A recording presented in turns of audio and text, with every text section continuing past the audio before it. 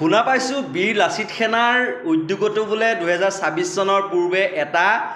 আঞ্চলিক ৰাজনৈতিক দলে আত্মপ্ৰকাশ কৰিব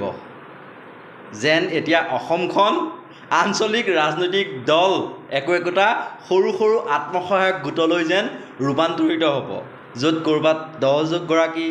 ক'ৰবাত 20 গৰাকী ক'ৰবাত 5 গৰাকী এনেকৈ যদি ভোট বিভাজন কৰি বঙহৰ মাজত বঙহৰ যুঁজখন যদি চলাই থাকে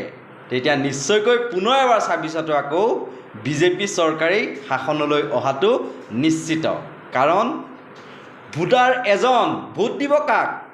কোনোবাই যদি বীৰ লাচিত সেনাই জন্ম দিয়া সেই দলটোক দিয়ে কোনোবাই আকৌ দিব ৰাইজৰ দলক কোনোবাই আকৌ দিব অসম জাতীয় পৰিষদক কোনোবাই আকৌ দিব কংগ্ৰেছক কোনোবাই আকৌ দিব আপক কোনোবাই আকৌ দিব CPI MLক কোনোবাই আকৌ দিব CPI গতিকে 10 গৰাকীৰ যদি তেনেকৈ 7টা যদি ভোট বিভাজন হয় বিজেপিয়ে তেতিয়া সেই 3টা ভোট একচিটিয়াভাৱে লাভ কৰিলে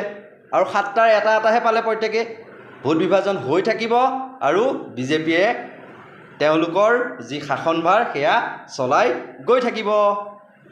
একদম বঙহৰ মাজত বঙহৰ যুঁজ আৰু জহন্নামে যাব আঞ্চলিকতাবাদী দলসমূহ কি যে হ'ব অৱস্থা